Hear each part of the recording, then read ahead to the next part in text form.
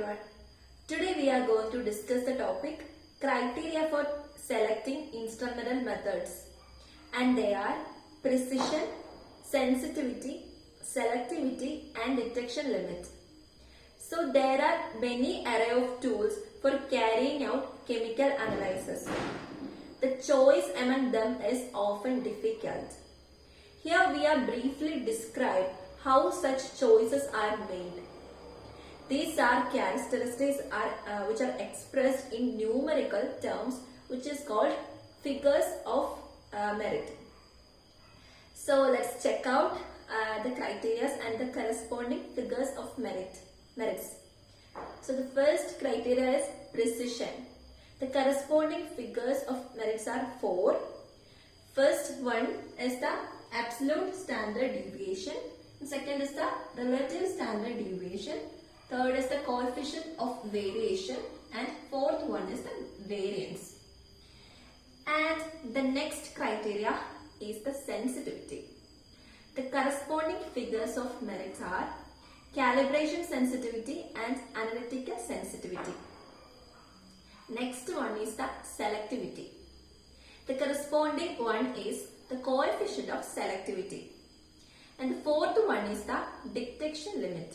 The corresponding figures of merit is blank plus 3 times standard deviation of the blank. In addition to this, other characteristics can be explained, or other characteristics to be considered in the method are speed, ease and convenience, skill required for the operator, cost and availability of equipment, and per sample cost. So let's check out what is precision. Precision is the concordance of series of measurement of same quantity, or same quantity. It expresses the reproducibility of a measurement. The precision can be also defined as the degree of mutual agreement. So let's check out an example. So consider we are checking the length of a sample, the length of a sample is measured by 3 methods or 3 techniques. Method 1, method 2, method 3. Let's see an example. Here the length of a sample is measured by 3 methods: method 1, method 2, method 3. From this table, it is clear that the third method or the third table here, the third table is highest precise one, or highest precision is for the table 3 or in method 3. The precision is categorized, or it is divided into 2: reproducibility and repeatability. So first one is the repeatability. Repeatability is that all measurements are made by the same analyst during a single period of laboratory work, or also a single period of laboratory work, or using same solutions and same equipment. Once again, repeatability is that all measurements are made by the same analyst in a single period of laboratory work. Next one is the reproducibility. In reproducibility, the precision obtained under any other set of conditions, including in between the analyst or etc. So these are the 2 categories of precision. So we already told that there are 4 figures of merits in precision.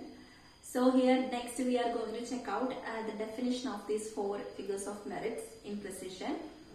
So first is absolute standard deviation. It can be represented as S, and definition: S is equal to root of sigma I equals 1 to n xi minus x bar into 2 by n minus 1, and it is the definition. S is the absolute standard deviation.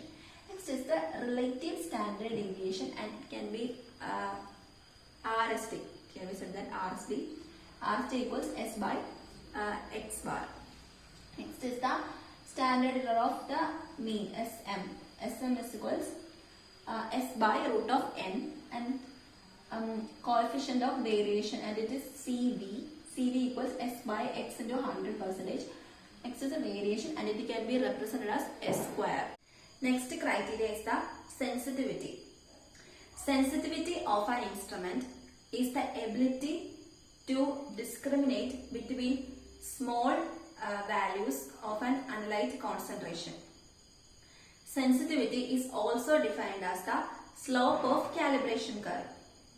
In calibration curve, x-axis is the concentration and y-axis is the response. Delta R is the change in instrument response and delta C is the change in analyte concentration. So, slope can be calculated by the equation delta R by delta C, and here let's check out the calibration graph. Here we already told that this is the concentration and this is the response. So delta R is the change in the instrument response and delta C is the change in analyte concentration, and M is the slope, and M can be calculated by delta R by delta C. When delta R increases, slope increases. That is, sensitivity increases, slope of the curve, slope will be increases. So we always select the method or instrument which have the highest slope. So if two methods have calibration curve with equal slopes, the one that exhibits the better precision will be more sensitive. The sensitivity can be categorized into two: calibration sensitivity and the analyte sensitivity.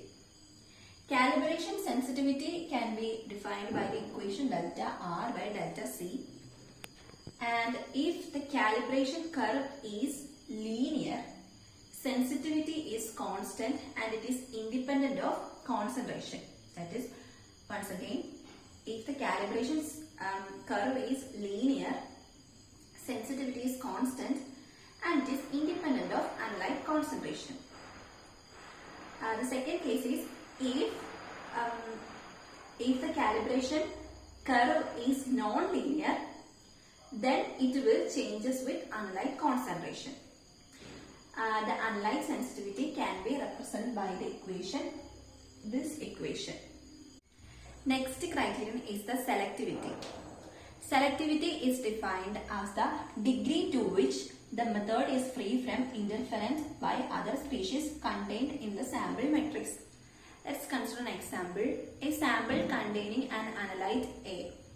B and C are the potential interfering species. Ca, Cb, Cc are the concentration of these three species, and Ma, Mb, Mc are the calibration sensitivities. So, the total instrumental signal can be represented by the equation Ms equals MaCa plus MbCb plus McCc plus SBL. SBL is the blank signal. So next we can check out the Kba, that is the selectivity coefficient of A with respect to B, that is Kba. It is given by Mb divided by Ma. From this equation we can calculate Mb, that is cross multiplication, Kba into Ma.